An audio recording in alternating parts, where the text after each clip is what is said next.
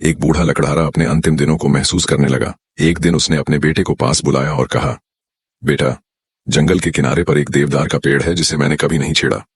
अब जब मैं तुम्हें छोड़कर जा रहा हूं तो मेरी एक बात ध्यान रखना, उस देवदार के पेड़ को कभी मत काटना। जंगल में किसी भी पेड़ को काट सकते हो, लेकिन उसे हाथ मत लगाना। इतना कहकर लकड़हारा संसार से विदा हो गया। कई महीने बीत गए। एक दिन लकड़हारे का बेटा जंगल में लकड़ी काटने गया। वहां उसने उस देवदार के पेड़ को गौर से देखा और सोचा, इसमें तो कोई खास बात नजर नहीं आती। आखिर इसे न काटने की मनाही क्यों थी? क्यों ना इसे काट ही लिया जाए। यह सोचकर उसने कुल्हाड़ी उठाई और जैसे ही पेड़ के तने पर वार किया, कुछ अजीब हुआ। पेड़ धीरे धीरे अपनी जगह से हटने लगा। लकड़हारा हैरान रह गया।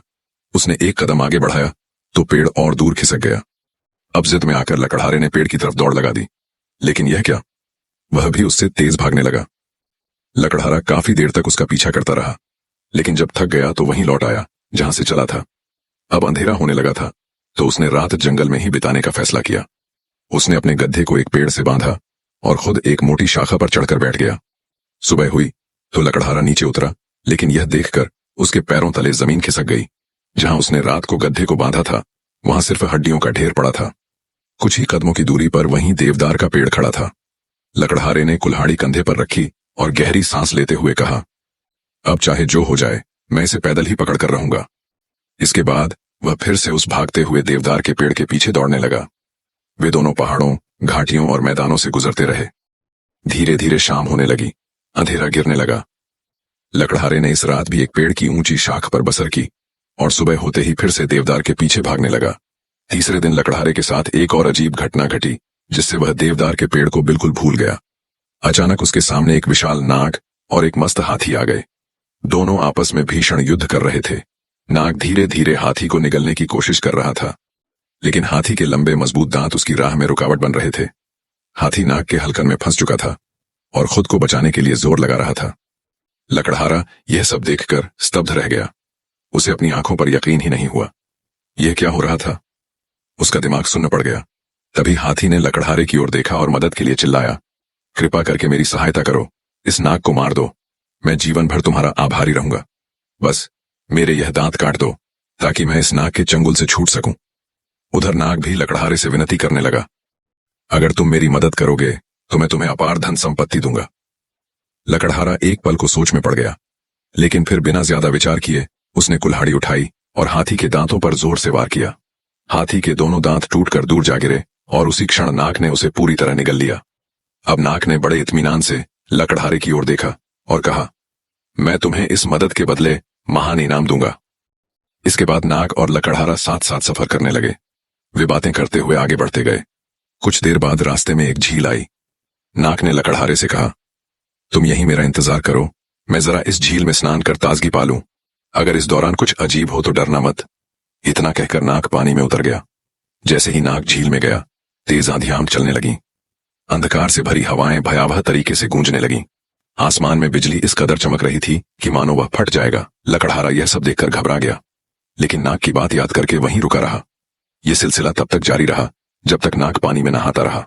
जैसे ही नाग झील से बाहर निकला, तूफान थम गया। नहाने के बाद नाग ने लकड़हारे से कहा, अब मेरी सारी थकान दूर हो चुकी है, आगे का सफर अब आसानी से कटेगा। दोनों फिर से सफर पर निकल पड़े। रास्ते के दोनों ओर कांसनी रंग के अनगिनत फूल खिले हुए थे।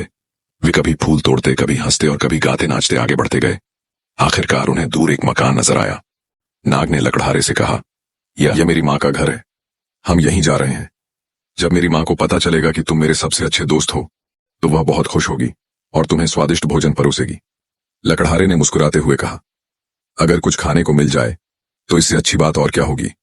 लेकिन नाग ने उसे समझाते हुए कहा, ध्यान रखना, मेरी माँ कुछ भी खाने के लिए दे, तुम उसे मत खाना, बल्कि बस इतना कहना कि मुझे देवदार के पेड़ पर टंगा हुआ छोटा सा आईना चाहिए। बातें करते करते वे दोनों मकान तक पहुंच गए। नाग ने दरवाजा खटखटाया। उसकी माँ ने दरवाजा खोलते ही अपने बेटे को प्यार से देखा और हालचाल पूछा। फिर लकड़हारे की ओर देखकर पूछा, बेटा, यह अजनबी कौन है? नाग ने गर्व से जवाब दिया, माँ, ये मेरा सबसे अच्छा दोस्त है, इसने मेरी जान बचाई है। माँ ने प्रसन्न होकर कहा, तो बेटे, इसे अंदर ले आओ, हम इसे दूध और अच्छे भोजन से खातिरदारी करेंगे।